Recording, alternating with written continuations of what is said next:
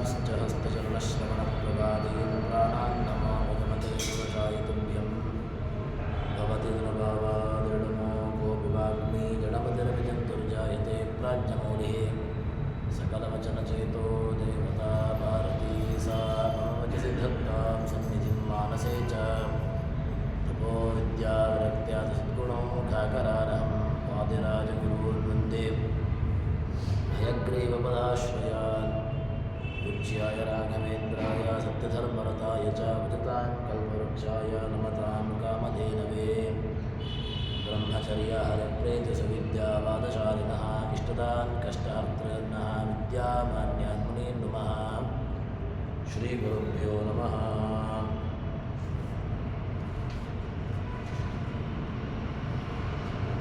ಅನುಷ್ಠುಪ್ ಛಂದಸ್ಸಿನ ವಿಚಾರವನ್ನು ಐತರೇಯ ಉಪನಿಷತ್ತು ತಿಳಿಸಿಕೊಡ್ತಾ ಇತ್ತು. ಅದರಲ್ಲಿ ನರಸಿಂಹ ಅನುಷ್ಠುಪ್ಪಿನ ವಿಚಾರವನ್ನು ಹೇಳುವಾಗ ಏನಾಗ್ತದೆ ಅಂತ ಕೇಳಿದರೆ, ಆ ಅನುಷ್ಠುಪ್ ಛಂದಸ್ಸಿನ ಮಂತ್ರವನ್ನು ಸರಿಯಾಗಿರತಕ್ಕಂತಹ ರೀತಿಯಲ್ಲಿ ಅದನ್ನು ಯಾರು ಹೇಳ್ತಾನೆ ಅಂಥವರಿಗೆ ಭಗವಂತನ ಅನುಗ್ರಹ ತುಂಬ ಅಧಿಕವಾಗ್ತದೆ ಅಂತ ಹೇಳಿಕೊಂಡು ತಿಳಿಸಿಕೊಡ್ತಾರೆ. ಅದಾದ ಮೇಲೆ ಪ್ರಸಿದ್ಧವಾಗಿರತಕ್ಕಂತಹ ಛಂದಸ್ಸು ಮಂತ್ರ ಈ ನರಸಿಂಹ ಅನುಷ್ಠುಪಿನ ಮಂತ್ರ. ಈ ಉಗ್ರಂ ವೀರಂ ಮಹಾವಿಷ್ಣುಂ ಅಂತ ಹೇಳಿಕೊಂಡು ಏನು ಮಂತ್ರ ಇದೆ, ಆ ಮಂತ್ರದಲ್ಲಿ ಅದು 32 ಅಕ್ಷರಗಳುಳ್ಳಂತಹ ಮಂತ್ರ, ಅನುಷ್ಠುಪ್ ಛಂದಸ್ಸಿನ ಮಂತ್ರ. ಈ ಮಂತ್ರ ಇದು ಭಗವಂತನನ್ನು, ಅದೇ ರೀತಿಯಾಗಿ ಭಗವಂತನ ಉತ್ಕೃಷ್ಟತಮವನ್ನು, ಅವನ ಪೂರ್ತಿಯಾಗಿರತಕ್ಕಂತಹ ಗುಣಚಿಂತನೆಯನ್ನು ಅದರಲ್ಲಿ ಆ ಮಂತ್ರದಲ್ಲಿ ಮಾಡ್ತಾರೆ.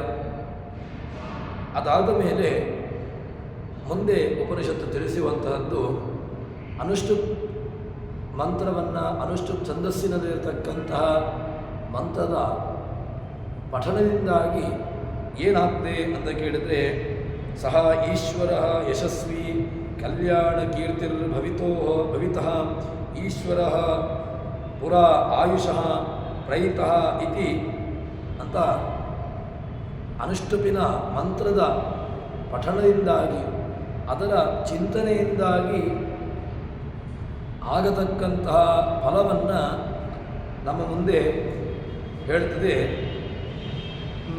ಏನಾಗ್ತದೆ ಅಂತ ಕೇಳಿದರೆ, ಅನುಷ್ಠುಪ್ ಮಂತ್ರವನ್ನು ಹೇಳಿದ್ರಿಂದಾಗಿ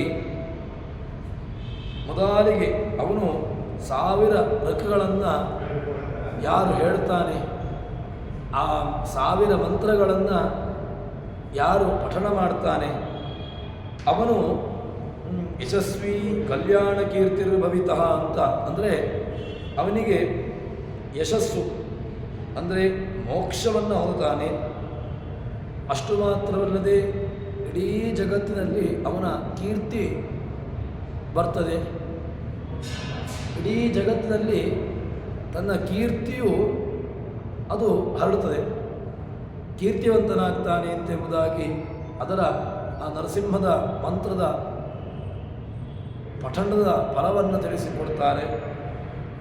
ಅದಾದ ಮೇಲೆ ಒಳ್ಳೆಯ ಜಗತ್ತಿನಲ್ಲಿ ತಾನು ಪ್ರಶಂಸೆಗೆ ಜನರಿಂದ ಒಳ್ಳೆಯ ರೀತಿಯಾಗಿರ್ತಕ್ಕಂತಹ ಪ್ರಶಂಸನೆಯನ್ನು ಪಡ್ಕೊಳ್ತಾನೆ. ಅದಾದ ಮೇಲೆ ಇಲ್ಲಿಯ ತನಕ ಅವನಿಗೆ ಅನುಗ್ರಹವಾಗ್ತದೆ ಅಂತ ಕೇಳಿದರೆ, ಒಂದು ವೇಳೆ ತಾನು ಬಯಸಿದ ಅಂತ ಹೇಳಿದರೆ ಅದಕ್ಕೆ ಸರಿಯಾಗಿರತಕ್ಕಂತಹ ಭಗವದ್ ಅನುಗ್ರಹ ಎಂಬುದು ಇತ್ತು ಅಂತಾದರೆ ಆವಾಗ ಅವನಿಗೆ ಇಚ್ಛಾಮರಣ, ತಾನು ಯಾವಾಗ ತಾನು ತನ್ನ ಜೀವನವನ್ನು ಮುಗಿಸಬೇಕು ಅಂತ ಬಯಸ್ತಾನೋ ಆ ಸಂದರ್ಭದಲ್ಲಿ ತಾನು ಮರಣವನ್ನು ಹೊಂದತಕ್ಕಂತಹ ಒಂದು ಅನುಗ್ರಹ. ಯಾಕೆ ಅಂತಂದರೆ ಇಚ್ಛಾಮರಣಿಯಾಗ್ತಾನೆ. ಆ ಮಂತ್ರದ ಪಠಣ, ಮಂತ್ರದ ಚಿಂತನೆ, ಛಂದಸ್ಸಿನ ಚಿಂತನೆ, ಅದೇ ರೀತಿಯಾಗಿ ಅದರಲ್ಲಿರ್ತಕ್ಕಂತಹ ದೇವತೆ, ಪ್ರಧಾನ ದೇವತೆ, ಎಲ್ಲ ಛಂದೋಭಿಮಾನಿ ದೇವತೆ, ಎಲ್ಲ ದೇವತೆಗಳ ಚಿಂತನೆಯನ್ನು ಮಾಡುವ ಮೂಲಕವಾಗಿ ಅವನಿಗೆ ಭಗವದ್ ಅನುಗ್ರಹ ಆಗ್ತದೆ ಅಂತ ಹೇಳ್ತಾರೆ. ಹೀಗೆ ಆ ಭಗವದ್ ಅನುಗ್ರಹಕ್ಕೆ ಪಾತ್ರನಾಗ್ತಾನೆ ಎಂಬುದಾಗಿ ಈ ಐತರೇಯ ಉಪನಿಷತ್ತಿನಲ್ಲಿ ಆ ಮುನಿ, ದೃಷ್ಟರಾಗಿರತಕ್ಕಂತಹ ಮುನಿ ತಾನು ಹೇಳತಕ್ಕಂತಹ ಮಾತು. ಅದಾದ ಮೇಲೆ ಮುಂದೆ ಆ ಏನು ವಿಚಾರ ಇತ್ತು ಉಪನಿಷತ್ತು ತಿಳಿಸಿಕೊಟ್ಟಿತು, ಅದರ ವಿಚಾರವನ್ನು ಭಾಷ್ಯಕಾರರು ಹೇಳ್ತಾರೆ. ಏನು ಅಂತಂದರೆ, ಅನುಷ್ಠುಭಾಂ ಸಹಸ್ರಂತು ಯಹ ಶಂಸೀತಾತ ಏವತು ಭವಿತುಂ ಚೈಶ್ವರಸ್ಯಾತ್ ಭಾವೋ ಮುಕ್ತಿರ್ನ ಶಾಂತಿತ ಎಂಬುದಾಗಿ ಅದರ ವಿಚಾರವನ್ನು ಭಾಷ್ಯದಲ್ಲಿ ಹೇಳ್ತಾರೆ. ಈ 1000 ಋನ್ಮಂತ್ರಗಳನ್ನು ಯಾರು ಪಠಣ ಮಾಡ್ತಾನೆ ಅವನಿಗೆ ಒಳ್ಳೆಯ ಭಗವದ್ ಅನುಗ್ರಹದಿಂದಾಗಿ ಮೋಕ್ಷ ಸಿಗ್ತದೆ. ಅಷ್ಟು ಮಾತ್ರವಲ್ಲದೆ ಯಶಸ್ವಿ, ಕೀರ್ತಿ ಇದೆಲ್ಲವೂ ಕೂಡ ಅವನನ್ನು ಅನುಸರಿಸಿಕೊಂಡು ಬರ್ತದೆ ಅಂತ. ಯಶಸ್ಸು, ಕೀರ್ತಿಗಳು ಇದೆಲ್ಲವೂ ಕೂಡ ನಮ್ಮನ್ನು ಹುಡುಕಿಕೊಂಡು ಬರಬೇಕು ಅಂತಾದರೆ ಅದಕ್ಕೆ ಮುಖ್ಯವಾಗಿ ಭಗವಂತನ ಅನುಗ್ರಹ ಎಂಬುದು ಅತೀ ಅವಶ್ಯಕವಾಗಿರತಕ್ಕಂತಹದ್ದು. ಅದಕ್ಕೋಸ್ಕರವಾಗಿ ಮಂತ್ರದ ಚಿಂತನೆ, ಮಂತ್ರ ಪ್ರತಿಪಾದ್ಯ ದೇವತೆಯ ಚಿಂತನೆ, ಛಂದೋಭಿಮಾನಿ ದೇವತೆಯ ಚಿಂತನೆ ಎಲ್ಲ ಸರಿಯಾಗಿರತಕ್ಕಂತಹ ಮಾರ್ಗದಲ್ಲಿ ಈ ಚಿಂತನೆಯನ್ನು ಮಾಡಿದ ಅಂತಾದರೆ ಅವನಿಗೆ ಭಗವದ್ ಅನುಗ್ರಹ ಎಂಬುದು ನಿಶ್ಚಿತ ಅಂತ ಇಲ್ಲಿ ಹೇಳ್ತಾರೆ. ಅದಾದ ಮೇಲೆ ಮುಂದೆ ಏನು ಸ್ವಚ್ಛಂದ ವೃತ್ತಿತ ಸಸ್ಯಾತ್ ತಸ್ಯೇತ ಐತರೇಯಕಃ, ಅವನಿಗೆ ಇಚ್ಛಾಮರಣಿ, ತಾನು ಯಾವಾಗ ಈ ಜೀವನವನ್ನು ಭಗವಂತ ಕೊಟ್ಟಿರತಕ್ಕಂತಹ ಜೀವನವನ್ನು ಮುಗಿಸಬೇಕು ಅಂತ ಬಯಸ್ತಾನೋ ಅಂತಹ ಸಂದರ್ಭದಲ್ಲಿ ಆ ಮರಣವೂ ಕೂಡ ಇವನ ವ್ಯವಸ್ಥೆಯಲ್ಲಿರ್ತದೆ. ಇಚ್ಛಾಮರಣಿ ಆಗ್ತಾನೆ ಎಂಬುದಾಗಿ ಇಲ್ಲಿ ಆ ಛಂದಸ್ಸಿನ ಅದೇ ರೀತಿಯಾಗಿ ಒಳ್ಳೆಯ ಆ ಮಂತ್ರದ ಉಪಾಸನೆಯ ಫಲವನ್ನು ತಿಳಿಸಿಕೊಡ್ತಾರೆ. ಹೇಗೆ ತಾನು ಬೇಕಾದಂತಹ ವ್ಯವಸ್ಥೆಯಲ್ಲಿ, ಯಾಕೆಂತಂದರೆ ಮರಣ ಅದು ಹುಟ್ಟುವಿಕೆ, ಅದೇ ರೀತಿಯಾಗಿ ಸಾಯುವಿಕೆ, ಇದೆರಡೂ ಕೂಡ ಭಗವದ್ ನಿರ್ಧಾರವಾಗಿರತಕ್ಕಂತಹದ್ದು.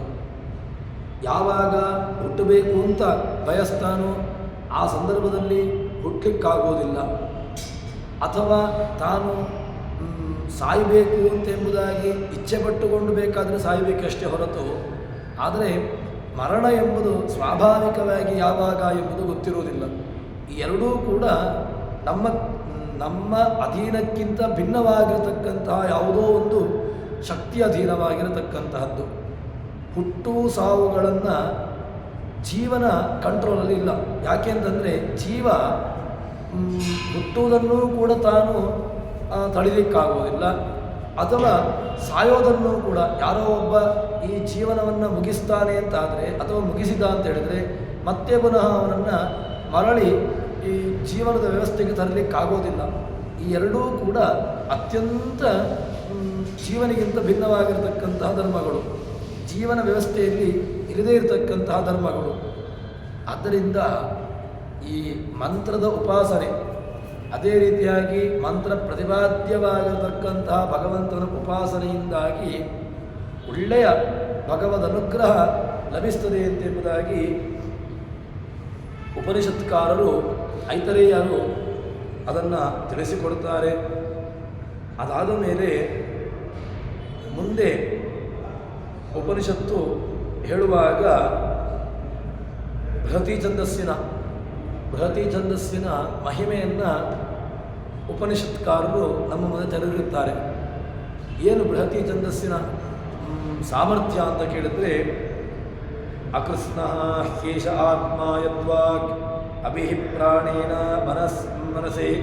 ಮನಸೇಸ್ಯಮಾನಃ ವಾಚಾನಾನುಭವತಿ ಬೃಹತಿ ಅಭಿಸಂಪಾದಯೇತ್ ಏಷ ವೈ ಕೃಷ್ಣ ಆತ್ಮ ಯದ್ಬೃಹತಿ. ನಾನಾ ಛಂದಸ್ಸುಗಳು ಅತ್ಯಂತ ಪ್ರಶಸ್ತವಾಗಿರತಕ್ಕಂತಹದ್ದು ಬೃಹತಿ, ಅನುಷ್ಟುಪು, ತೃಷ್ಟುಪು, ಜಗತಿ. ಅದೇ ರೀತಿಯಾಗಿ ಹೀಗೆ ಬೇರೆ ಬೇರೆ ಛಂದಸ್ಸಿನ ಪಕ್ಷ ಅಂದರೆ ಇದೆಲ್ಲವೂ ಕೂಡ ಅತ್ಯಂತ ಶ್ರೇಷ್ಠವಾಗಿರತಕ್ಕಂತಹದ್ದು ಎಂಬುದಾಗಿ ಕೆಲವರ ಪಕ್ಷ.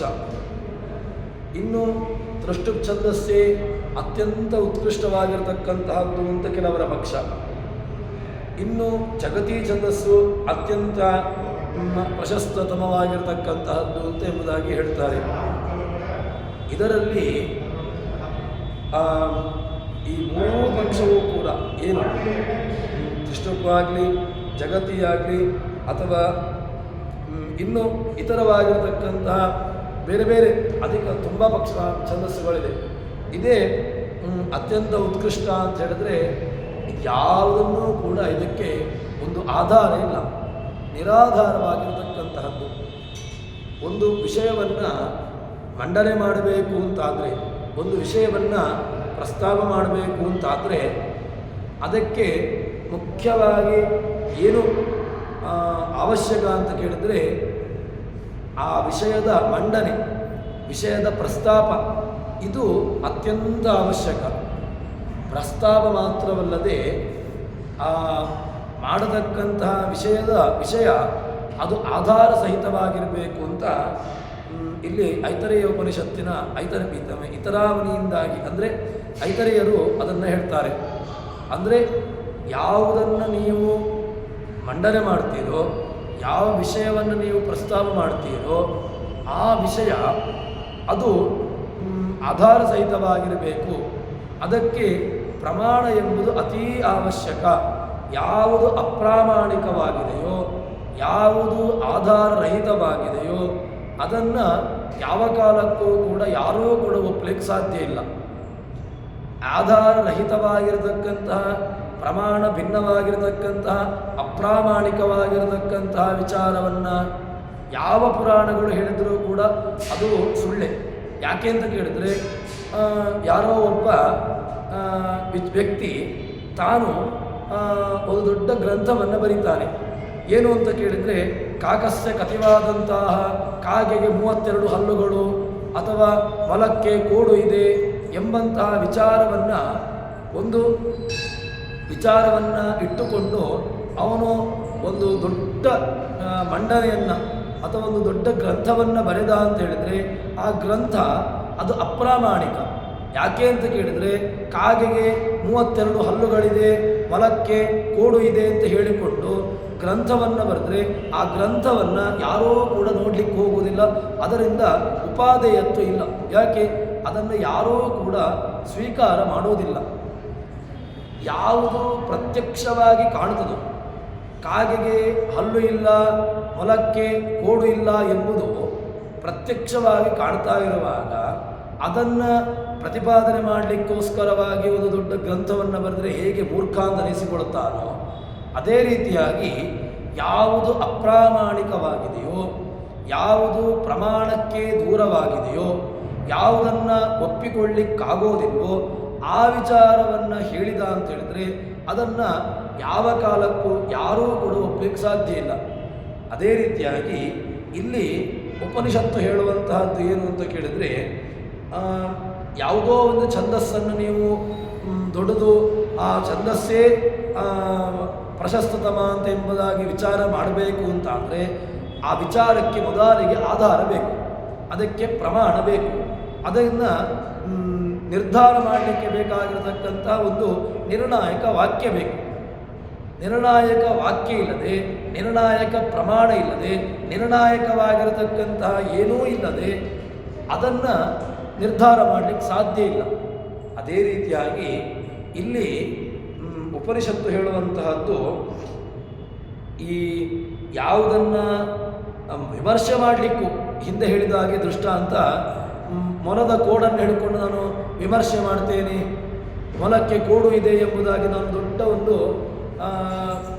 ವಾರಿಧಿ ವಿದ್ಯಾವಾರಿಧಿ ಪದವಿಗೋಸ್ಕರವಾಗಿ ನಾನು ಮೊಲಕ್ಕೆ ಕೋಡಿದೆ ಅಂತ ಎಂಬುದಾಗಿ ಒಂದು ಗ್ರಂಥವನ್ನು ಬರೀತೇನೆ ಅಂತ ಹೇಳಿದರೆ ಅದು ಯೋಗ್ಯ ಅಲ್ಲ. ಯಾಕೆ? ವಿಮರ್ಶೆ ಮಾಡಲಿಕ್ಕೆ ಯೋಗ್ಯತೆಯೇ ಇಲ್ಲ ಅದರಲ್ಲಿ. ಯಾವುದನ್ನು ವಿಮರ್ಶೆ ಮಾಡಬೇಕು? ಯೋಗ್ಯವಾಗಿರತಕ್ಕದ್ದನ್ನು ವಿಮರ್ಶೆ ಮಾಡಬೇಕು. ಯೋಗ್ಯತೆ ಇರದನ್ನು ಯೋಗ್ಯತೆಯಿಂದ ಭಿನ್ನವಾಗಿರತಕ್ಕಂಥ ವಿಚಾರವನ್ನು ಯಾವ ಕಾಲಕ್ಕೂ ಕೂಡ ಅದನ್ನು ವಿಮರ್ಶೆ ಮಾಡಲಿಕ್ಕೆ ಹೋಗೋದಿಲ್ಲ ಜ್ಞಾನಿಗಳು. ಅದಕ್ಕೋಸ್ಕರವಾಗಿ ಇಲ್ಲಿ ಏನು ಹೇಳ್ತಾರೆ ಅಂತ ಕೇಳಿದರೆ, ಉಪನಿಷತ್ತುಕಾರರ ಅಭಿಪ್ರಾಯ ಏನು ಅಂತ ಕೇಳಿದರೆ, ನೀವು ಯಾವುದನ್ನು ಅಂದರೆ ಈಗ ಛಂದಸ್ಸಿನ ವಿಚಾರದಲ್ಲಿ ಹೇಳ್ತಾ ಇದ್ದೀರಿ, ಛಂದಸ್ಸನ್ನು ಪ್ರತಿಪಾದನೆ ಮಾಡ್ತಾ ಇದ್ದೀರಿ. ಛಂದಸ್ಸು ಯಾವುದು? ಜಗತಿ ಛಂದಸ್ಸಿದೆ, ತ್ರಿಷ್ಟುಪ್ ಛಂದಸ್ಸಿದೆ, ಬೃಹತಿ ಛಂದಸ್ಸಿದೆ, ಗಾಯತ್ರಿ ಛಂದಸ್ಸಿದೆ, ಹೀಗೆ ನಾನಾ ಛಂದಸ್ಸುಗಳಿವೆ. ಅದೇ ರೀತಿಯಾಗಿ ಅದರಲ್ಲಿ ಇನ್ನು ವಿಚಿತ್ರವಾಗಿರತಕ್ಕಂತಹ ಛಂದಸ್ಸುಗಳು, ಎಲ್ಲದಕ್ಕೂ ಕೂಡ ಒಂದು ಪ್ರಮಾಣ ಬೇಕು. ಅದಕ್ಕೆ ಉಪನಿಷತ್ತಿನ ವಿಚಾರ ಏನು ಅಂತ ಕೇಳಿದರೆ, ಈಗ ಆಧಾರ ಏನು? ಅನುಷ್ಠುಪ್ ಛಂದಸ್ಸು ಅದು ಸ್ವಲ್ಪ ಉತ್ಕೃಷ್ಟ. ಯಾಕೆ ಅಂತ ಹೇಳಿದರೆ, ಅನುಷ್ಠುಭಂ ಅರ್ಥಂ ತದಾ ಶೃಣ್ವಂತಿ ಜ್ಞಾಯತೆ ಅನೋ ಅನುಷ್ಠಭಂ ಏವ ಛಂದಸಾನ್ವರೇತಿ ಚೋಕ್ತಂ. ಅನುಷ್ಠುಪ್ ಛಂದಸ್ಸು ಎಲ್ಲ ಛಂದಸ್ಸುಗಳಿಗೂ ಕೂಡ ಅದು ತನ್ನ ದೊಡ್ಡ ಸ್ಥಾನದಲ್ಲಿದೆ ಅಂತ ಎಂಬುದಾಗಿ ಹೇಳ್ತಾರೆ. ಯಾಕೆ ಅಂತ ಕೇಳಿದರೆ, ಈ ಉಪಾಸನೆ ಯಾವುದರಿಂದ ನಮಗೆ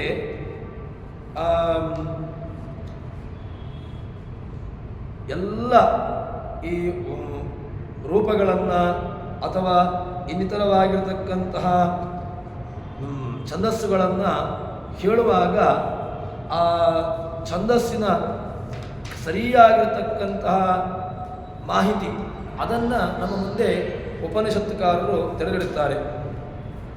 ಏನಾಯ್ತಲ್ಲಿಗೆ? ಛಂದಸ್ಸು, ಅನುಷ್ಠುಪ್ ಛಂದಸ್ಸು ಅತ್ಯಂತ ಶ್ರೇಷ್ಠ ಅಂತಾಯಿತು. ಯಾಕೆ? ಪ್ರಮಾಣವನ್ನು ಕೊಟ್ಟು. ಆಚಾರ್ಯರ ಮಾತು ಇದೆ. ಯಾವುದು? ಆಚಾರ್ಯ ಮಧ್ವರು ಅದಕ್ಕೆ ಪ್ರಮಾಣವನ್ನು ಕೂಡ ಕೊಡ್ತಾರೆ. ಅನುಷ್ಠುಪ್ ಎಂಬುದು ಅತ್ಯಂತ ಅದು ಉತ್ಕೃಷ್ಟವಾಗಿ ಇರತಕ್ಕಂತಹದ್ದು. ಆ ಛಂದಸ್ಸೇ ಅದು ಅಧಿಕವಾಗಿರತಕ್ಕಂತಹದ್ದು ಎಂಬುದಾಗಿ ಅದನ್ನು ಪ್ರಮಾಣೀಕರಿಸಿದರು.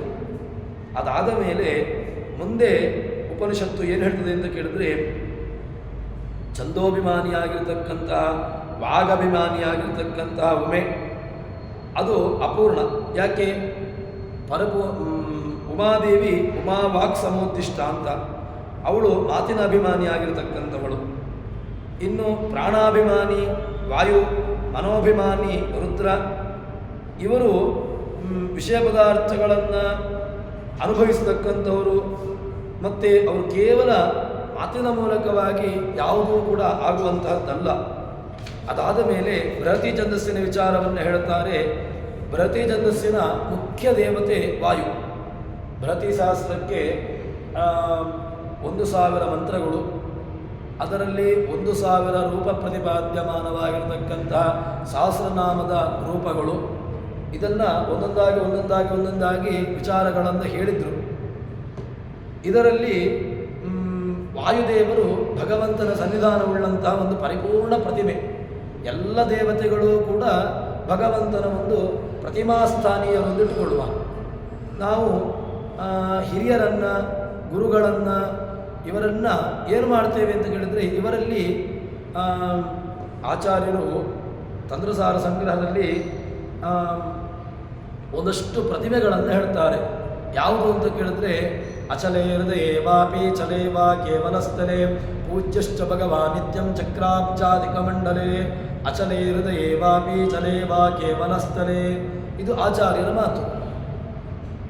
ಪೂಜ್ಯಶ್ಚ ಭಗವಾನ್ ನಿತ್ಯಂ ಚಕ್ರಾಬ್ಜಾಧಿಕಮಂಡಲೇ ಅಂತ ಚಕ್ರಾಬ್ಜಾಧಿಕ ಮಂಡಲೆ, ಚಕ್ರಾಬ್ಜ ಮೊದಲಾದಂತಹ ಮಂಡಲವ ಅಂತ ಹೇಳ್ತಾರೆ. ಎಲ್ಲವೂ ಕೂಡ ಭಗವಂತನ ಪ್ರತಿಮಾಸ್ಥಾನೀಯ. ಅಂದರೆ ಮಂಡಲಾದಿಗಳು ಕೂಡ ಭಗವಂತನ ಪ್ರತಿಮಾಸ್ಥಾನೀಯವಾಗಿ ನಾವು ಅದನ್ನು ಯೋಚನೆ ಅದನ್ನು ತಗೊಳ್ತೇವೆ. ಇನ್ನು ಅಚಲೇ ಹೃದಯೇ ವಾಪಿ, ಅಚಲ ಪ್ರತಿಮೆಗಳಿದೆ. ಯಾವುದು ಅಚಲ ಪ್ರತಿಮೆಗಳು? ಚಲಿಸದೇ ಇರತಕ್ಕಂತಹ ಪ್ರತಿಮೆಗಳು. ಒಂದು ಕಡೆಯಲ್ಲಿ ಸ್ಥಿರವಾಗಿ ಪ್ರತಿಷ್ಠಾಪಿತವಾಗಿರತಕ್ಕಂತಹ ಪ್ರತಿಮೆಗಳನ್ನು ಅಚಲ ಪ್ರತಿಮೆಗಳು ಅಂತ ಹೇಳ್ತೇವೆ. ದೇವಸ್ಥಾನಗಳಲ್ಲಿ, ಮಠಮಾನ್ಯಗಳಲ್ಲಿ ಅದು ಸ್ಥಿರವಾಗಿ ದೇವಸ್ಥಾನಗಳಲ್ಲಿ ಸ್ಥಿರ ಪ್ರತಿಷ್ಠೆ, ಅದನ್ನು ನಾವು ಅಚಲ ಪ್ರತಿಮೆ ಅಂತ ಹೇಳ್ತೇವೆ. ಅದನ್ನು ಎತ್ತಿಕೊಂಡು ಹೊರಗೆ ಬರುವಂತಿಲ್ಲ. ಮೂಲ ವಿಗ್ರಹವನ್ನು ನಾವು ಎತ್ತಿಕೊಂಡು ಹೊರಗೆ ಬರ್ತೇವೆ, ಇಲ್ಲ, ಆ ರೀತಿಯಾಗಿರತಕ್ಕಂಥ ವ್ಯವಸ್ಥೆ ಇಲ್ಲ. ಅದು ಅಚಲ ಪ್ರತಿಮೆ. ಮತ್ತು ಹೊರಕ್ಕೆ ಬರುವಂತಹದ್ದು ಏನಿದ್ರೂ ಕೂಡ ಅದು ಉತ್ಸವ ಪ್ರತಿಮೆನೆ ಹೊರತು ಮೂಲ ಪ್ರತಿಮೆಯನ್ನು ನಾನು ಹೊರಗೆ ತರ್ತೇನೆ ಅಂತ ಹೇಳಲಿಕ್ಕಾಗುವುದಿಲ್ಲ. ಇಲ್ಲಿ ಅಚಲ ಪ್ರತಿಮೆಯನ್ನು ಹೇಳುವಾಗ ಅಚಲ ಪ್ರತಿಮೆಯನ್ನು ಒಂದು ಮಠಮಾನ್ಯಗಳಲ್ಲಿ, ದೇವಸ್ಥಾನಗಳಲ್ಲಿ, ಮಂದಿರಗಳಲ್ಲಿರ್ತಕ್ಕಂಥದ್ದನ್ನು ಹೇಳಿದರು. ಇನ್ನು ಛಲಪ್ರತಿಮೆಗಳನ್ನು ಹೇಳ್ತಾರೆ, ಛಲಪ್ರತೀಕಗಳನ್ನು ಹೇಳ್ತಾರೆ. ಛಲಪ್ರತೀಕಗಳು ಯಾವುದು ಅಂತ ಕೇಳಿದರೆ ಈ ಗುರುಗಳು, ಹಿರಿಯರು, ಜ್ಞಾನಿಗಳು ಇವರೆಲ್ಲರೂ ಕೂಡ ನಾವು ಅಚಲ ಪ್ರತಿಮೆಗಳು. ಇದು ಛಲ ಪ್ರತಿಮೆ, ಚಲಿಸತಕ್ಕಂತಹ ಪ್ರತಿಮೆಗಳು. ಇದು ಜ್ಞಾನಿಗಳನ್ನು, ಹಿರಿಯರನ್ನು, ಗುರುಗಳನ್ನು ನಾವು ಯಾಕೆ ಅವರನ್ನು ಬಂದಾಗ ಅವರಲ್ಲಿ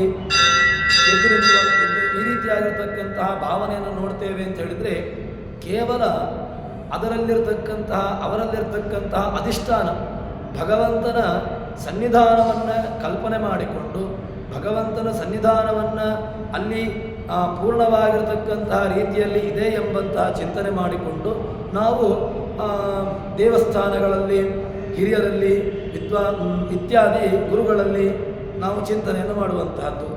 ಅದೇ ರೀತಿಯಾಗಿ ಇಲ್ಲಿ ವಾಯುದೇವರು ಭಗವಂತನ ಪೂರ್ಣವಾಗಿರತಕ್ಕಂತಹ ಒಂದು ಸನ್ನಿಧಾನವುಳ್ಳಂತಹ ಪ್ರತೀಕ. ಯಾಕೆ?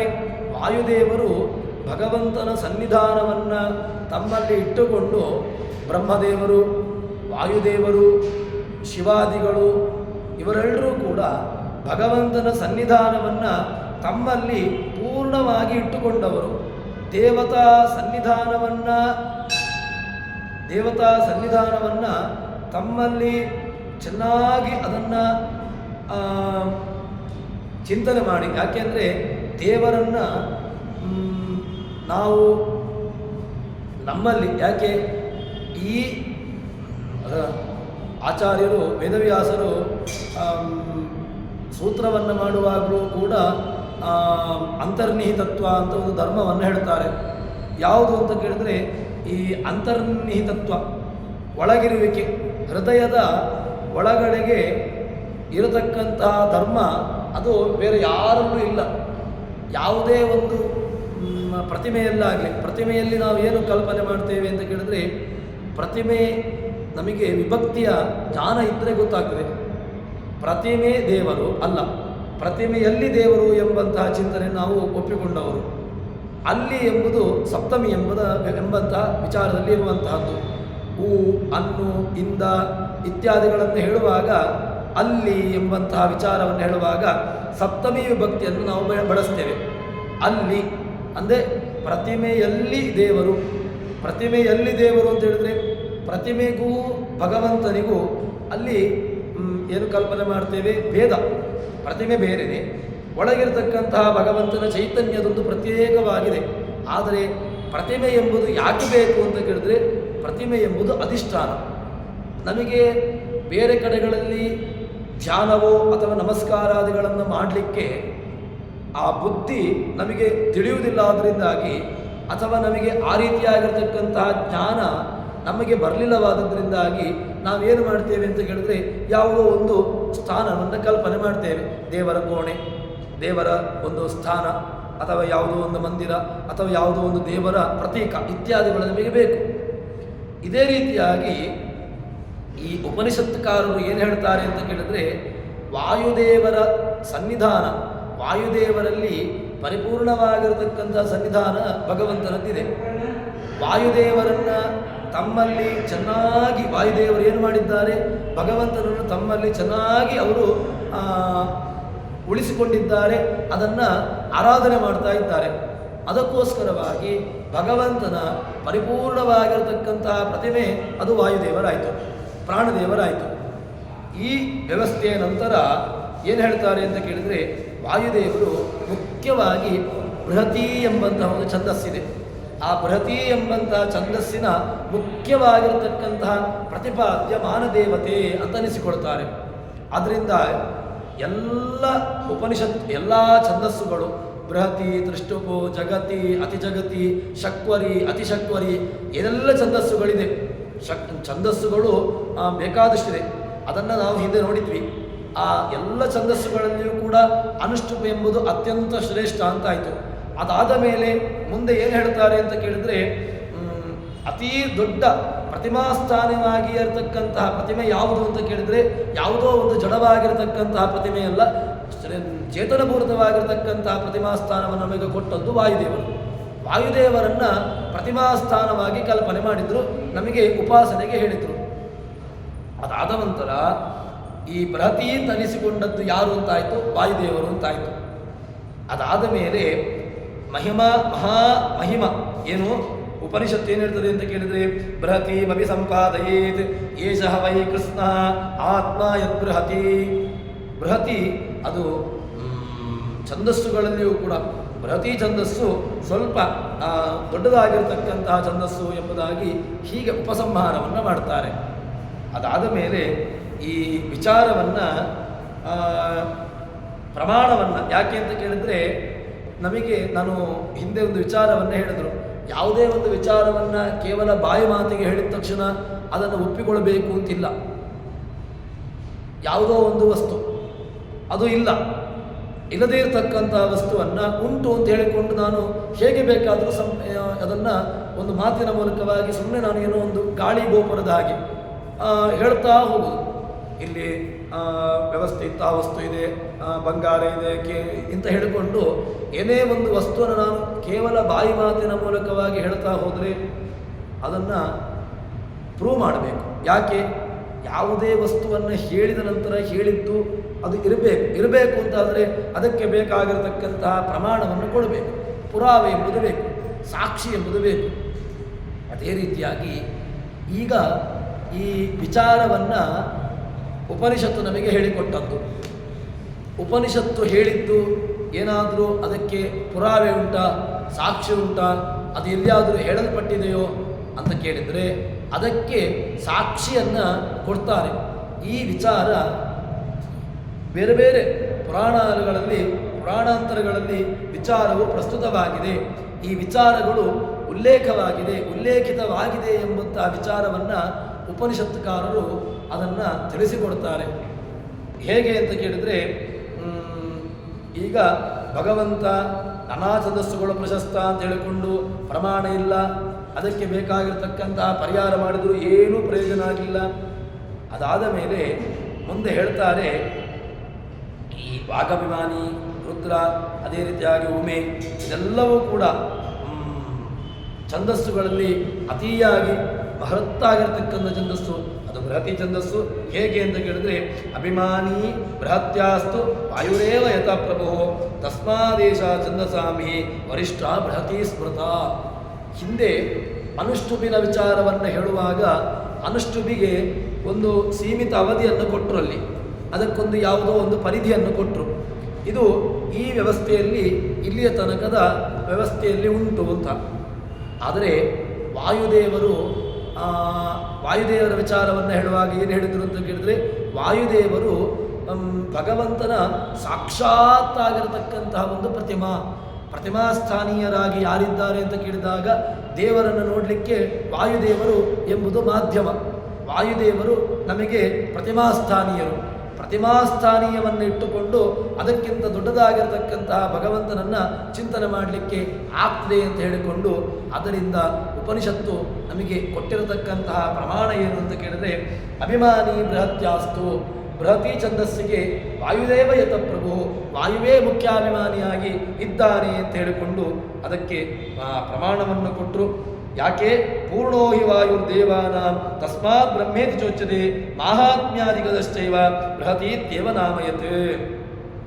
ಅದಕ್ಕೆ ಪ್ರಮಾಣವನ್ನು ವಾಯುರ್ದೇವಾನಾಂ ತಸ್ಮಾತ್, ವಾಯು ಅತ್ಯಂತ ಶ್ರೇಷ್ಠ ಅಂತ ಆಯಿತು.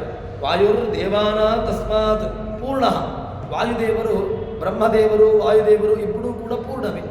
ಯಾಕೆ ಯಾರ ನಂತರ ಪೂರ್ಣ ಅಂತ ಕೇಳಿದ್ರೆ ಭಗವಂತನ ನಂತರ ಪೂರ್ಣತೆ ಇರುವಂತಹದ್ದು ಲಕ್ಷ್ಮೀದೇವಿಯಲ್ಲಿ, ಲಕ್ಷ್ಮೀದೇವಿಯ ನಂತರ ಪೂರ್ಣತೆ ಇರುವಂತಹದ್ದು ಬ್ರಹ್ಮವಾಯುಗಳಲ್ಲಿಯೇ.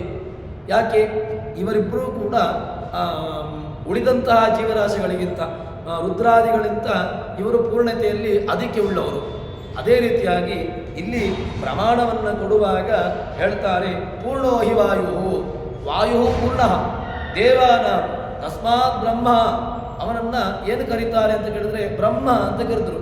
ಬ್ರಹ್ಮ ಶಬ್ದಕ್ಕೆ ಬೃಹಜಾತಿ ಜೀವ ಕಮಲಾಸನ ಶಬ್ದರಾಶಿಷು, ಬ್ರಹ್ಮ ಶಬ್ದಕ್ಕೆ ಪೂರ್ಣ ಅಂತ ಅರ್ಥವನ್ನು ಕೊಟ್ಟರು. ಯಾಕೆ ಬ್ರಹ್ಮ ಅಂತ ಹೇಳುವಾಗ ಬ್ರಹ್ಮಿತತ್ವಾತ್, ಪೂರ್ಣತ್ವಾತ್, ವ್ಯಾಪ್ತತ್ವಾತ್, ಹೀಗೆ ಬೇರೆ ಬೇರೆ ರೀತಿಯಾಗಿರ್ತಕ್ಕಂಥ ಮಜಲುಗಳಲ್ಲಿ ಆ ಬ್ರಹ್ಮ ಶಬ್ದವನ್ನು ವ್ಯಾಖ್ಯಾನ ಮಾಡಲಿಕ್ಕೆ ಬರ್ತದೆ. ಹೀಗೆ ನಮಗೆ ಬೃಹತಿಯನ್ನು ಹೇಳುವಾಗ ಈ ಬೃಹತಿ ಛಂದಸ್ಸು ಅತ್ಯಂತ ಅದು ಶ್ರೇಷ್ಠವಾಗಿ ಅದರ ಅಭಿಮಾನಿಯಾಗಿ ಯಾರಿದ್ದಾರೆ ಅಂತ ಕೇಳಿದಾಗ ಅಭಿಮಾನಿಯಾಗಿರ್ತಕ್ಕಂಥವರು ಬೇರೆ ಯಾರೂ ಅಲ್ಲ, ಪೂರ್ಣನಾಗಿರ್ತಕ್ಕಂತಹ ವಾಯುದೇವರು ಅದರ ಅಭಿಮಾನಿಯಾಗಿ ಅದರಲ್ಲಿ ಇದ್ದಾರೆ ಎಂಬುದಾಗಿ ಹೀಗೆ ಈ ವಿಚಾರವನ್ನು ನಮ್ಮ ಮುಂದೆ ತೆಗೆದಿಟ್ಟರು. ಇದು ಬೃಹತಿ ಛಂದಸ್ಸಿನ ಒಂದು ಸಣ್ಣ ವ್ಯವಸ್ಥೆ. ಯಾಕೆ ಬೃಹತಿಯನ್ನು ವಿಶ್ಲೇಷಣೆ ಮಾಡ್ತಾ ಮಾಡ್ತಾ ಮಾಡ್ತಾ ಮಾಡ್ತಾ ಎಲ್ಲಿ ತನಕ ಬಂದರು ಅಂತ ಕೇಳಿದ್ರೆ ಬೃಹತಿ ಛಂದಸ್ಸು ಬಂತು. ಬೃಹತಿ ಛಂದಸ್ಸಿನ ನಂತರ ಸಹಸ್ರನಾಮ ಬಂತು. ಸಹಸ್ರನಾಮಕ್ಕಿಂತ ಅದನ್ನು ಮತ್ಸ್ಯಾದಿ ರೂಪಗಳಿಗೆ ಅದನ್ನು ಅನ್ವಯ ಮಾಡಿದರು. ಮತ್ಸ್ಯಾದಿ ರೂಪಗಳ ನಂತರ ಅದರಿಂದ ಮತ್ತೆ ಪುನಃ ಮುಂದೆ ಬೇರೆ ಬೇರೆ ರೀತಿಯಾಗಿರ್ತಕ್ಕಂಥ ವಿಚಾರಗಳನ್ನು ಮಜರುಗಳನ್ನು ಅದನ್ನು ತೆರೆದಿರ್ತಾ ಬಂದರು. ಇದೆಲ್ಲ ವಿಚಾರವನ್ನು ಕೂಡ ಕೊನೆಗೆ ವಾಯುದೇವರಲ್ಲಿ ಯಾವ ರೀತಿಯಾಗಿ ಸಮನ್ವಯ ಮಾಡಿದ್ರು ಎಂಬುದಾಗಿ ನಮಗೆ ಈ ಛಂದಸ್ಸು ತಿಳಿಸಿಕೊಡುತ್ತದೆ. ಇನ್ನು ಮುಂದೆಯೂ ಕೂಡ ಉಪನಿಷತ್ತು ಇನ್ನಷ್ಟು ವಿಚಾರಗಳನ್ನು ಹೇಳಲಿಕ್ಕೆ ಹೊರಡ್ತದೆ. ಯಾಕೆ ಅಂತ ಕೇಳಿದ್ರೆ ಛಂದಸ್ಸುಗಳು ಅಂತ ಮಾತ್ರ ಅಲ್ಲ, ಇನ್ನೂ ಕೂಡ ಆ ವಾಯುದೇವರ ಮಹತ್ವ, ಛಂದಸ್ಸಿನ ಮಹತ್ವ, ಬೃಹತಿ ಛಂದಸ್ಸಿನಲ್ಲಿರತಕ್ಕಂತಹ ವೈಶಿಷ್ಟ್ಯ, ಇದನ್ನು ಉಪನಿಷತ್ತು ನಮ್ಮ ಮುಂದೆ ತೆರೆದಿರುತ್ತದೆ. ಅದು ಇನ್ನೂ ಕೂಡ ಬೃಹತ್ತಾಗಿರತಕ್ಕಂತಹ ವಿಚಾರ. ಅದನ್ನು ಮುಂದೆ ಸೇರಿದಾಗ ನೋಡೋಣ ಅಂತ ಹೇಳುವಲ್ಲಿ ಹರಿಪ್ರಿಯತಾಂ ಶ್ರೀಕೃಷ್ಣಾರ್ಪಿತಮಸ್ತು.